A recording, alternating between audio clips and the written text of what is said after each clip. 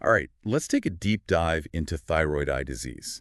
Specifically for all you ophthalmologists out there, we've got a ton of research and clinical insights ready to go. Yeah, we'll cover the basics, the nuances, and everything in between. Hopefully by the end, you'll feel super confident diagnosing and managing TED in your practice. Sounds good. Yeah. Let's start with the fundamentals. We know that TED, also called thyroid-associated orbitopathy and Graves' ophthalmopathy, is the most common cause of proptosis in adults, sometimes in one eye, sometimes in both.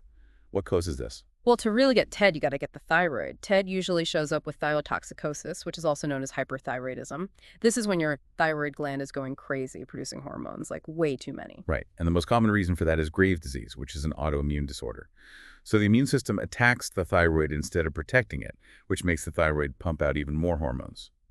What kind of symptoms would make you think someone has Graves' disease? You might see someone losing weight without even trying, going to the bathroom more often, sweating like crazy, and just always feeling hot. They might also be super nervous, feel their heart racing, feel tired all the time, or their muscles feel weak. Wow, so a bunch of things that don't seem related could actually mean thyroid problems. What about when you examine a patient? What do you look for? You might notice their thyroid gland is bigger than normal, which we call a goiter. You might see their hands trembling, redness on their palms, or even just their skin is warm and sweaty. There are also some rare signs, like clubbing of the fingers, called thyroidocropy, or thicker skin on the shins, which is called pretibial myxedema. Those are some pretty specific signs. So how do you normally diagnose and treat Graves' disease? Usually the first thing you do is a blood test to check their TSH levels. If the TSH is low, it probably means they have hyperthyroidism. Treatment options could be medications like carbimazole or pylthyracil, or maybe radioactive iodine therapy, or even surgery to take out part of the thyroid gland. All right, so we talked about hyperthyroidism and Graves' disease. Now let's get to the TED specifically. Does every patient with Graves' disease get TED? Are there certain risk factors we should be aware of? Not everyone with Graves' disease develops TED, but some things make it more likely. Smoking is a huge one. The more you smoke, the higher the risk. So telling patients to quit smoking is super important, especially if they already have Graves' disease. Absolutely, got to stress that with patients. Any other risk factors? Yeah, gender matters too. Women are like 5 times more likely to get TED, probably because Graves' disease is just more common in women. It's interesting because treating hyperthyroidism with radioactive iodine can actually make TED worse if they already have it. And even though it's less common, TED can even happen in people with normal thyroid function, or even if their thyroid is underactive. So even if their thyroid seems fine, TED is still on the table. That's important to remember. Now let's get down to the science, like what's going on in the cells? What's the deal with TED? Basically, TED is the immune system messing up. Instead of attacking germs, the antibodies go after cells in the thyroid gland and orbital fibroblasts, which are cells around the eye. So it's like the body is attacking itself, but instead of a battlefield, it's the eye. Exactly. And this attack makes the eye, muscles, tissues around the eye, and even the tear glands inflamed. So there's inflammation, but how does that make the eyes bulge out? It's all about space, or the lack of it. The inflammation, along with fluid buildup and changes in the fat cells behind the eye, all that makes things bigger in the orbit. It's like stuffing too much into a small bag. Something's got to give. And that something is the eyeball, which gets pushed forward, causing the proptosis. Makes sense. Right. And over time, those muscles can get weak and form scar tissue, which we call fibrosis. This fibrosis makes it hard to move the eyes, called restrictive myopathy, which often causes double vision or diplopia. So TED has different stages then. Tell me more about that. Yeah, there are 2 main stages. First is the congestive stage, where there's a lot of inflammation. The eyes get red, painful, and uncomfortable. This stage usually lasts for 1 to 3 years. Oof, sounds rough. What about the next stage? The second stage is the fibrotic stage, or quiescent stage. The inflammation chills out, the redness and pain go away, but the damage from the fibrosis is still there, so they might still have limited eye movement and double vision. So even when the inflammation is gone, the damage is done. Is there a way to figure out how active and severe the TED is? I imagine that would affect how we treat it. Absolutely. The European Group on Graves' Orbitopathy, or UGOGO, made a classification system to assess the activity and severity of TED. That sounds useful. Sure. Tell me more. What does it look at? The UGOGO system looks at pain behind the eye, pain when moving the eyes, redness and swelling of the eyelids and conjunctiva, and chemosis, which is swelling of the conjunctiva. And it also looks at how these symptoms affect the patient's life. So it looks at both what you see and what the patient feels. How does it classify the severity? It's either mild, moderate to severe, or sight-threatening. Mild TED doesn't affect daily life too much, while moderate to severe TED can involve a lot of soft tissue involvement, lid retraction, diplopia, and proptosis. And sight-threatening is obviously the worst. Exactly. That's when TED causes optic neuropathy, meaning damage to the optic nerve, or corneal breakdown, which can really hurt vision. So the UGOGO classification helps us understand the whole picture of TED in each patient. Now let's break down the specific features, starting with soft tissue involvement. Well, what does that look like? Patients usually complain about their eyes feeling gritty and irritated. They might have redness, lots of tears, sensitivity to light, and puffy eyelids. Some say they feel discomfort behind the eye, which we call retrobulbar discomfort. I bet that's super annoying. What do you look for during an exam? You might see redness of the conjunctiva, especially over the horizontal rectus muscles. There could be swelling around the eye from fluid buildup and inflammation, along with chemosis and even fat pushing out from behind the orbital septum into the eyelids. So you can actually see the inflammation and changes in the tissues. You mentioned tear glands before. What happens to tear production with TED? Often they don't make enough tears and it's not consistent. That can make the grittiness and irritation worse. So the inflammation causes dryness, which then makes the irritation worse. Vicious cycle. What about the cornea? Are there specific corneal problems with TED that we should watch out for? Definitely. You might see punctate epithelial erosions, which are tiny breaks on the cornea. Superior limbic keratoconjunctivitis, which is inflammation and thickening of the upper conjunctiva and cornea, is also pretty common. And in bad cases, TED can even cause bacterial keratitis, corneal thinning, and scarring. Yikes, that's a lot to remember. And it seems like those corneal problems can get worse with another TED thing, lid retraction. Why do the eyelids retract and how does it affect patients?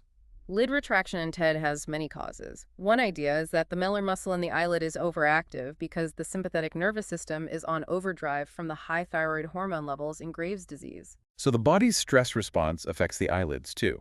Anything else? Yes, the levator palpebrae muscle, which lifts the upper eyelid, and the inferior rectus muscle can become fibrotic, which means they get scarred and shortened. These muscles can stick to nearby tissues, pulling the eyelids back. So it's a combo of overactive muscles and fibrosis pulling the eyelids back. How do patients experience lid retraction? They often say they look like they're staring or bug-eyed because you can see more of the white of their eye. They might also have trouble closing their eyelids all the way, which dries out their eyes and is uncomfortable. I bet that's unsettling. What sign should we be looking for in an exam? There are three main signs. Dalrymple's sign, which is a wider space between the eyelids, Kocher's sign, which is that staring, scared look, and von Graeff's sign, where the upper eyelid doesn't move down as fast when they look down. So those signs point to lid retraction. Now on to another big one, proptosis. How does it happen and what should we be looking for? Proptosis, which is when the eye bulges forward, usually happens along the axis of the eye in TED. It can affect one or both eyes, and it might be symmetrical or asymmetrical. So it doesn't always look the same. What are the main concerns for patients with proptosis? When it's mild, it's mostly a cosmetic thing, but as it gets worse, proptosis causes problems. If it's really bad, it can make it hard to close the eyelids completely, which exposes the cornea.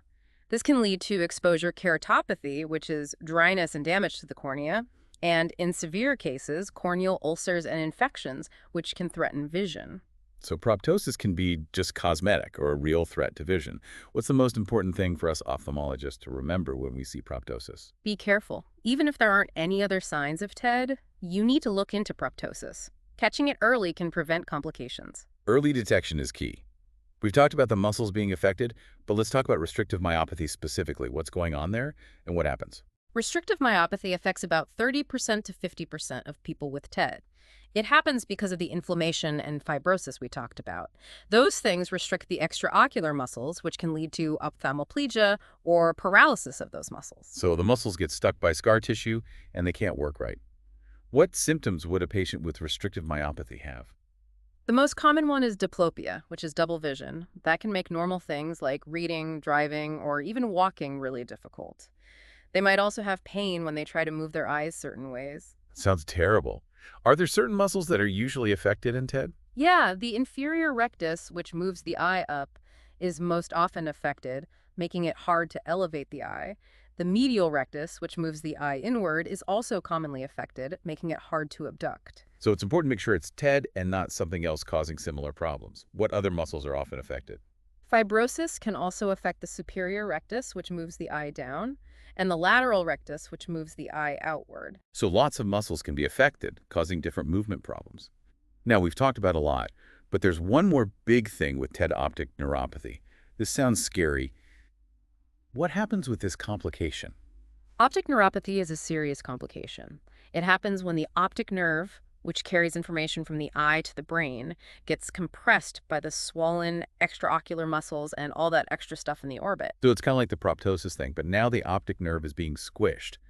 What's the most important thing for us ophthalmologists to know about optic neuropathy in TED? It's important to remember that the optic nerve can be compressed a lot, even without noticeable proptosis.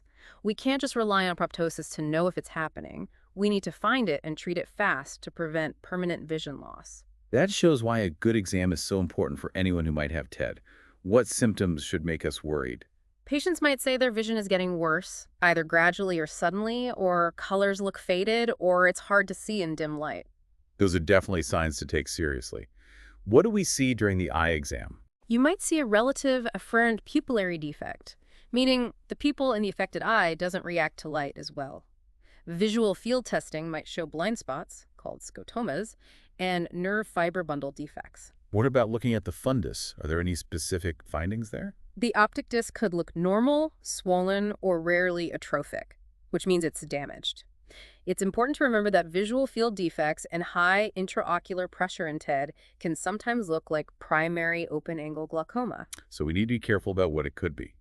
All right, we've gone over the features of TED. Now let's talk about diagnosing and investigating it. In a lot of cases, the signs and symptoms are enough to diagnose TED. But some tests can help confirm the diagnosis, see how bad it is, and rule out other things. All kind of tests. Visual field testing is important if you think the optic nerve might be involved, even if they say they can see fine. It can find early signs of damage. Imaging is also helpful. MRI, CT scans, and orbital ultrasound can all be used to confirm TED and see how severe it is. What exactly can we see on imaging? Imaging can show the extraocular muscles are enlarged, especially the muscle bellies, but the tendons look normal. This helps us know it's TED and not something else. Imaging can also pinpoint exactly where the optic nerve is compressed, which helps decide on treatment, maybe even surgery. So imaging is important for diagnosing, staging, and guiding treatment. Speaking of treatment, what are the general rules for managing TED? What do we need to think about? There's no one right way to treat TED. It depends on how active the disease is, how severe it is, and how long they've had symptoms. So we got to tailor the treatment. Are there any things that apply to all TED patients, regardless of how bad it is? Absolutely. The most important thing is to quit smoking. We know smoking makes TED more likely, but it also affects how bad it gets and how well treatment works. So encourage your patients to quit. It's essential. Right. We're not just treating their eyes, but their whole lifestyle. Yeah. What else is crucial for managing TED? We also need to make sure their thyroid function is under control. Whether they're hyperthyroid, hypothyroid, or euthyroid, stabilizing their thyroid is key for controlling TED. So that's the foundation for good treatment. How do we tailor treatment based on their TED? That's where the UGOGO activity score helps. It tells us how much inflammation there is, which helps us decide on treatment. A higher score means more inflammation, which might need stronger treatment. So the UGOGO score tells us how hot the inflammation is. Let's talk about treatment options, starting with mild active disease. How do we manage those cases? For mild cases, we usually focus on relieving symptoms and supportive care. Lubricating eye drops help with the dryness and irritation from superior limbic keratoconjunctivitis and exposure keratopathy. That makes sense. Any other TED treatments in this category? Some doctors like to use topical anti-inflammatory agents like steroid eye drops, NSAID eye drops, and even cyclosporin eye drops. So going after the inflammation directly, are there non-medicinal things that can help? In places where people don't get enough selenium, selenium supplements have helped improve symptoms. Simple things like using extra pillows to elevate the head during sleep can help reduce swelling around the eyes overnight. Those are easy things to do. What about eyelid taping? Does that protect the cornea? Yes, taping the eyelids closed at night can help protect the cornea from drying out if they have mild exposure keratopathy. Okay, so there are different ways to manage mild TED, but what about moderate to severe cases? How do we treat those? When it's moderate to severe, especially if it's active based on the EU-GOGO score, we need to be more aggressive. Systemic steroids are usually the main treatment. So we're upping the anti-inflammatory game with steroids. What's the typical steroid plan? We often start with oral prednisolone at a high dose and slowly lower it based on how they respond. Another option is intravenous methylprednisolone, given in pulses, which is usually for emergencies like optic nerve compression. Intravenous steroids are serious business. Mhm. Are there times when they wouldn't be the best choice? For sure. We have to be careful about side effects. Intravenous steroids are not good for patients with liver problems, heart problems, high blood pressure, or uncontrolled diabetes. Oral steroids might be safer in those cases. Sounds like we need to pick patients carefully for intravenous steroids. What other treatments are there for moderate to severe TED besides oral and intravenous steroids? Sometimes we can inject steroids, usually triamcinolone acetate, right into the orbit to try to avoid systemic side effects, but it's usually less effective overall. So it's a trade-off. What about radiation? Sometimes we use low-dose fractionated radiotherapy as a second option, either with steroids or when steroids aren't safe or haven't worked. But radiotherapy takes a while to work, so it's not good for emergencies like optic nerve compression when you need to act fast. Okay, so not for emergencies, but maybe helpful sometimes. Are there any downsides to radiotherapy? Radiotherapy does have some potential side effects like cataracts, radiation retinopathy, radiation-induced optic neuropathy, and a slightly higher risk of cancer in the treated area. So we have to think carefully about the benefits and the risks. So it's important to talk to the patient about the risks and benefits. Are there any specific cases where radiotherapy might not be the best idea? We're more careful about using radiotherapy in younger patients and people with diabetes. Younger people have more time to develop problems from radiation later in life. And for people with diabetes, we worry that radiotherapy might make their diabetic retinopathy worse. So we really need to personalize the treatment. We've talked about steroids and radiotherapy. Are there any other treatments for moderate to severe TED? Yeah, there are some new treatments that are pretty exciting, especially for cases that don't respond well to the usual therapies. Monoclonal antibodies are one example that are showing great promise. I've heard monoclonal antibodies are becoming more important for autoimmune diseases. Which ones are looking good for TED? Rituximab and tocilizumab both have good results in studies. Another one that has people excited is teprotumumab. Teprotumumab. I've heard good things. What makes it so special? Teprotumumab specifically goes after the insulin-like growth factor 1 receptor, or IGF-1R, which is part of the inflammation in TED. It's been really good at reducing proptosis and improving the clinical activity score in patients with active TED. That's awesome. Are there any downsides to teprotumumab? Like any medication, it can have side effects. Some people get mild to moderate stomach and intestinal problems like diarrhea and nausea. Sometimes people have reactions to the infusion. But the scariest potential side effect is hearing loss. Hearing loss is serious. How often does it happen with teprotumumab? It's not very common, but it can be mild or severe, and sometimes it's permanent. So it's super important to check their hearing during treatment. Okay, so we've talked about general strategies for managing TED. Now let's focus on specific complications. We said optic neuropathy is a big concern. How do we manage that? Optic neuropathy in TED needs us to act fast and aggressively. We usually start with high-dose steroids, either intravenously or orally. The goal is to reduce the inflammation and pressure on the optic nerve as fast as possible. So it's like treating moderate to severe active TED, but even more urgently. What if steroids don't work? If the optic neuropathy doesn't respond to steroids, or if they can't take steroids, then we think about surgical decompression of the orbit. That means taking out part of the bone around the eye to take pressure off the optic nerve. Sounds like a big surgery. Are there different types of orbital decompression surgery? Yeah, it depends on where and how much the nerve is compressed. One-wall decompression, usually taking out the lateral wall, is often enough to reduce proptosis and pressure. Two-wall decompression, usually the medial and lateral walls, relieves more pressure but has a higher chance of double vision after surgery. In really bad cases, three-wall decompression, including the orbital floor, might be necessary. Seems like a tough decision, balancing decompression with avoiding complications. What about proptosis itself? Is surgery ever an option for that, even without optic neuropathy? Definitely.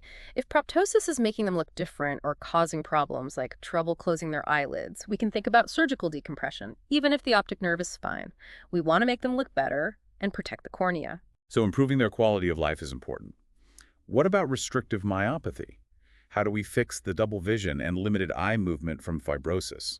If they have constant diplopia from restrictive myopathy, surgery is often needed.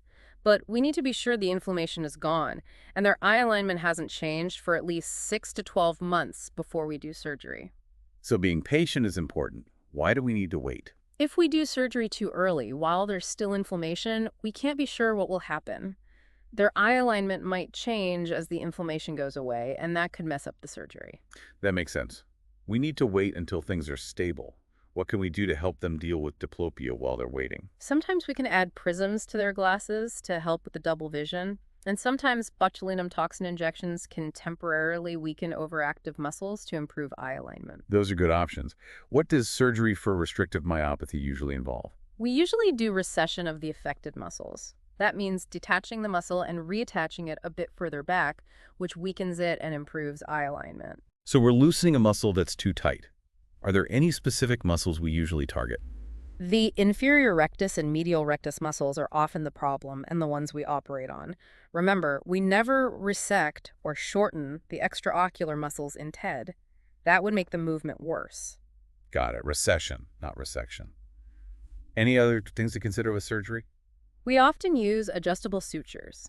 That means we can fine-tune the eye alignment after surgery. The surgeon can adjust how tight the sutures are to get the eye in the best position, either later that day or the next day. So we can fine-tune it.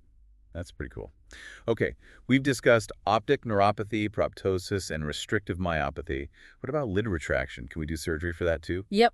Mild lid retraction often gets better on its own or when we get their thyroid under control, but for more severe cases, we have surgical options. What are some of those options? For milder cases, a millerotomy, which detaches the Miller muscle to relax the retraction, can work well. So we're taking the tension off that overactive muscle. What about when it's worse? For worse cases, we might need to do a few things.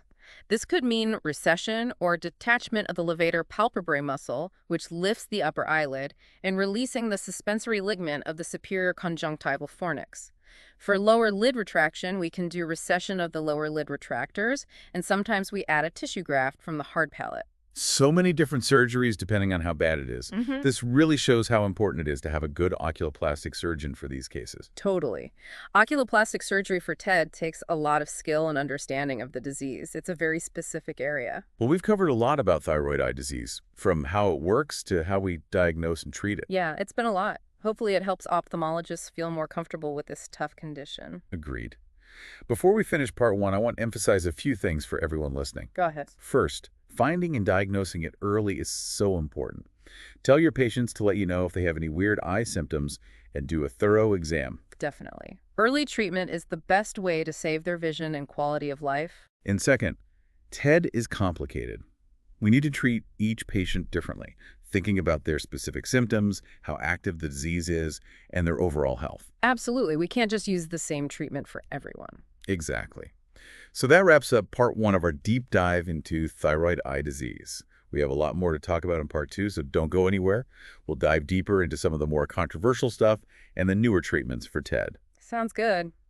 Welcome back to our deep dive on thyroid eye disease. We've covered a lot already, from what causes TED to how we diagnose it and all the treatments. But you know, medicine's always changing, and TED is no different. There are still debates and new research that's changing how we think about it. That's what makes it so interesting, right? Always something new to learn. Exactly. So in this part, we're going to tackle some of the tougher questions and newer ways to treat TED. We'll talk about where experts disagree and highlight some promising new things that could really change how we manage TED. I'm ready. Let's get into it. Which we start with? Let's start with surgery for TED. We talked before about how surgery is important for dealing with complications like optic neuropathy, proptosis, restrictive myopathy, and lid retraction. But when we do surgery, what techniques we use and who gets surgery are all up for debate. Okay, so let's break those down one by one. First, timing of surgery. What are the main things to consider? Figuring out when to do surgery for TED is tricky. We want to do it early enough to stop permanent damage, like vision loss from optic neuropathy or corneal damage from severe proptosis. But we also need to make sure the inflammation is gone before we operate, especially for things like strabismus surgery for restrictive myopathy. So we need to find the right time when surgery will help more than it could hurt. Exactly. And that perfect timing is different for each problem. For example, if someone has acute compressive optic neuropathy, we might need to do surgical decompression right away, even if there's still inflammation, because vision loss is so serious. That makes sense. We can't wait in a situation like that. Yeah.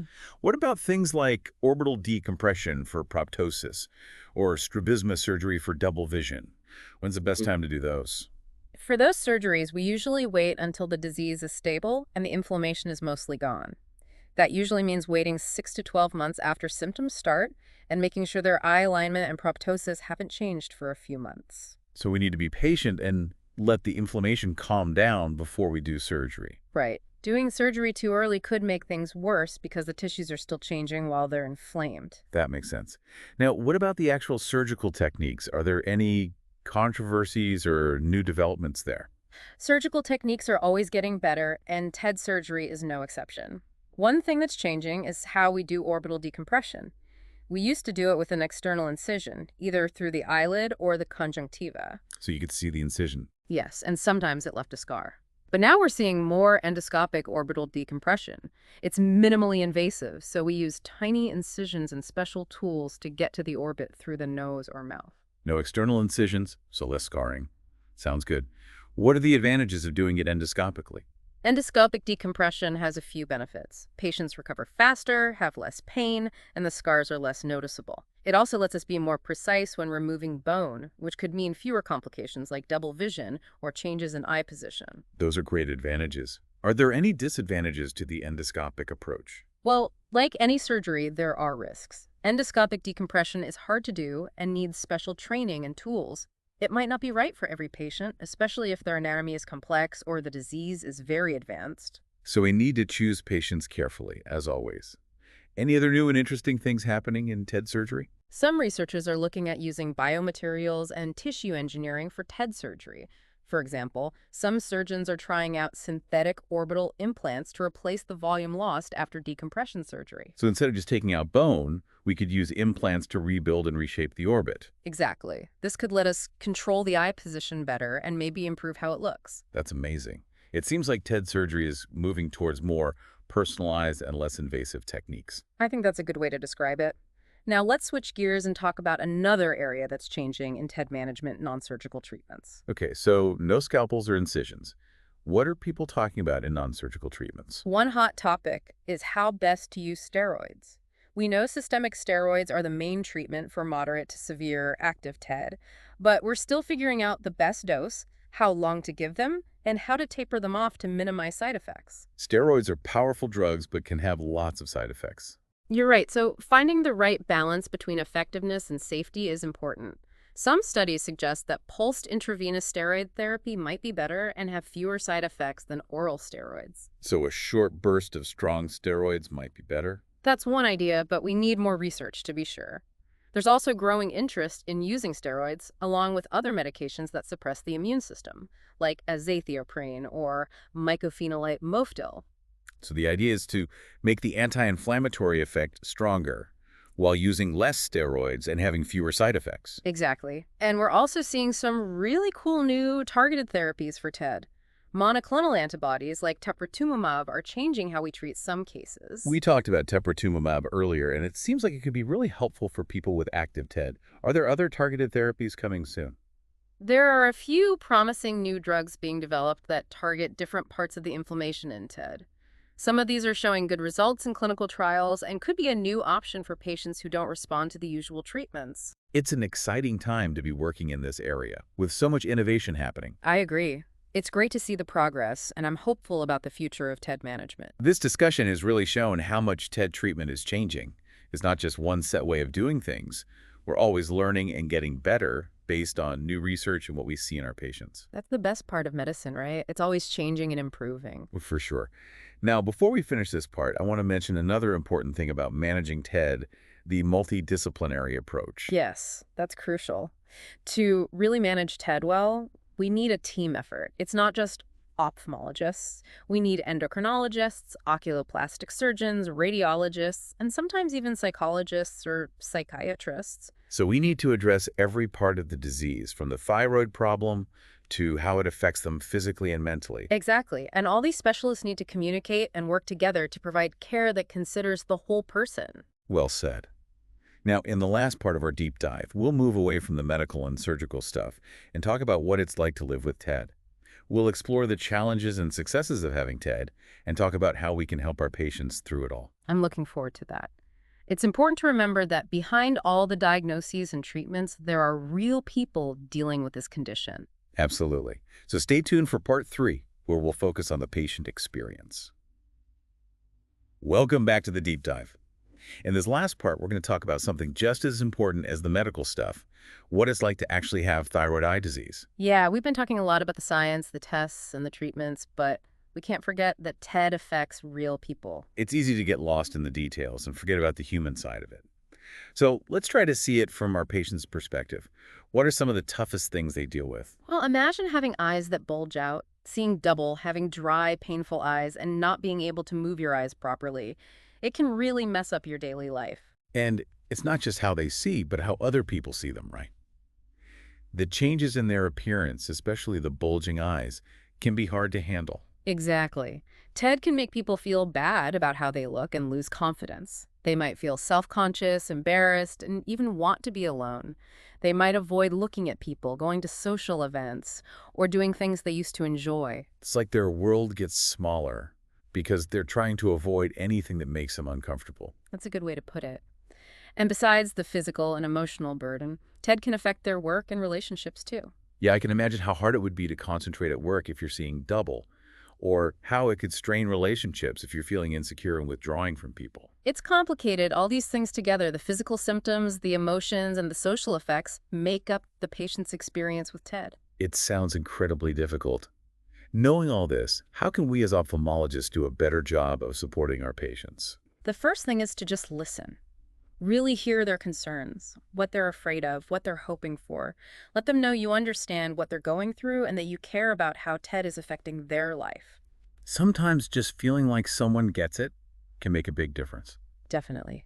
And besides listening, we need to give them clear and accurate info about the disease, the treatment options, and what side effects might happen. Giving them knowledge helps them feel more in control. Exactly. It lets them be part of deciding what's best for them. Working together to make decisions is so important, especially with a complex condition like TED. I agree.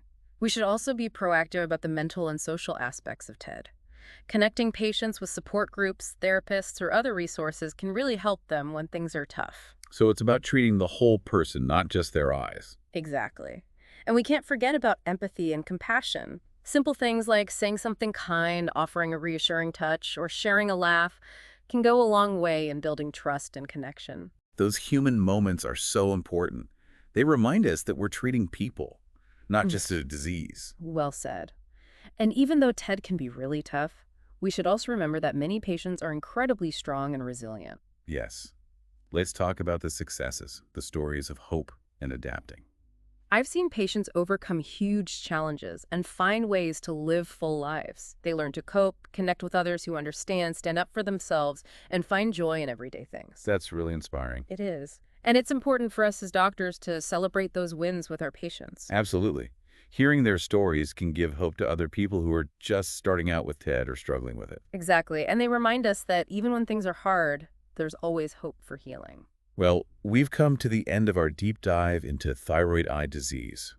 We talked about the science, the diagnosis, the treatments, the challenges, the new developments, and most importantly, what it's like for the people who have this condition. It's been a long journey, and I hope our fellow ophthalmologists out there feel more prepared to take on TED and feel good about helping their patients. I agree. Before we sign off, I want to leave everyone with a few things to remember. First, find and treat TED early. Tell your patients to tell you about any unusual eye problems and always be thorough in your exams. Second, TED is complex and there's no one-size-fits-all treatment. Stay updated on the newest research and treatments and work with other specialists to take care of the whole patient. And last but not least, never forget about empathy and compassion. Listen to your patients, let them know you understand, and support them throughout their journey. Thanks for having me on this deep dive. It's been great. And to all our listeners, thank you for joining us on the Deep Dive. We'll see you next time for another exciting look into the world of medicine.